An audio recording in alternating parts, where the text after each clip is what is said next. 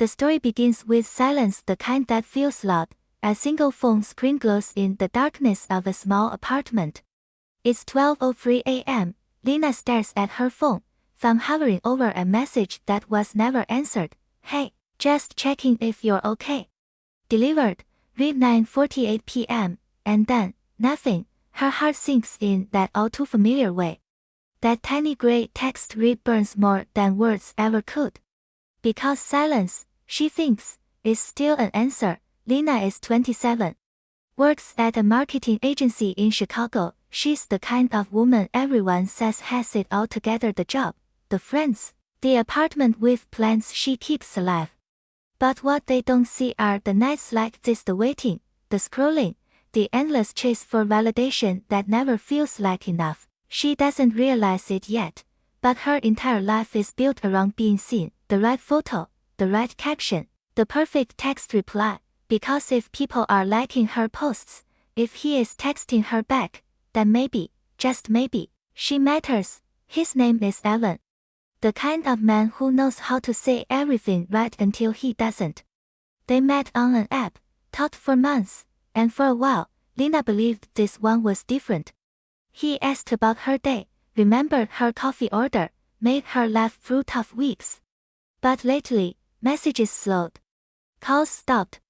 The warmth faded into cold one-word replies, and now, just silence. She tells herself maybe he's busy. Maybe he's thinking.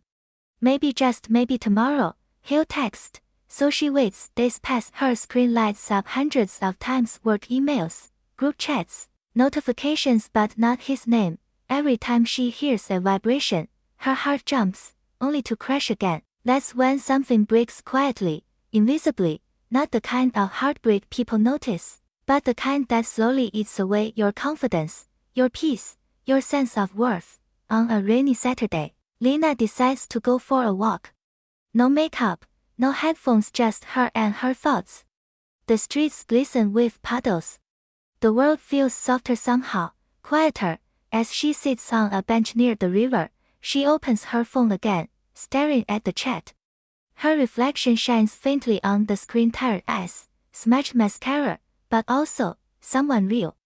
Someone she's been ignoring. For the first time, instead of typing another message, she scrolls up to the start of their conversation. She sees the version of herself that was hopeful, kind, funny, radiant. Then she notices something else. Most of the messages are hers. Most of the effort.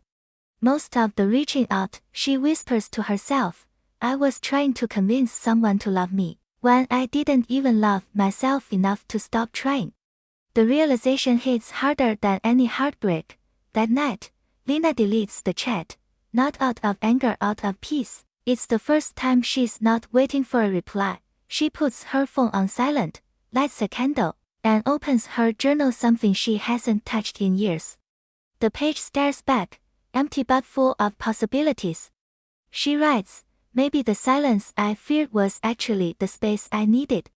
And as she closes the book, she smiles through the tears. For the first time in a long time, she feels something real: relief. Weeks pass. The seasons shift. The same city feels different now, not because it changed, but because she did. Lena starts waking up earlier. She signs up for a yoga class.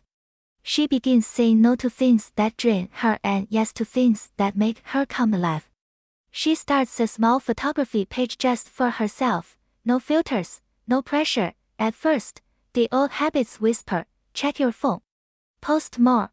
See if he viewed your story. But she smiles and whispers back, not today. It's not easy.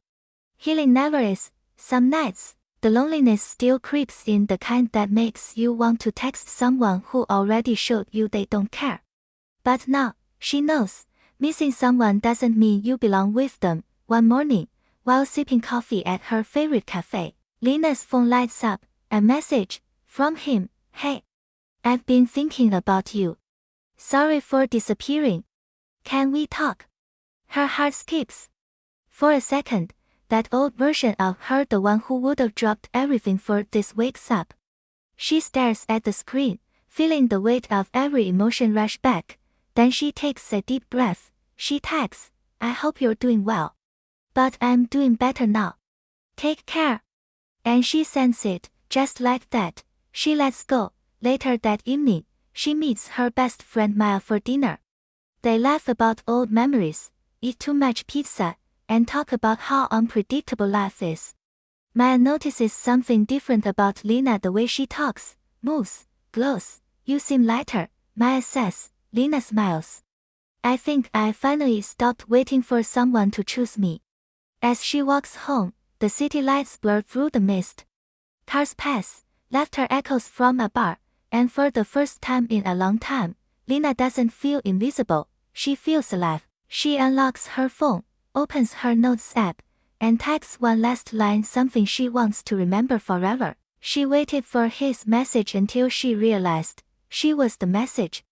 The screen fades to black, and her reflection stares back, not the girl who begged for love, but the woman who found it within herself. You don't need someone to reply for your story to matter. Sometimes being left unread isn't rejection, it's redirection. Toward peace. Toward self-worth. Toward you.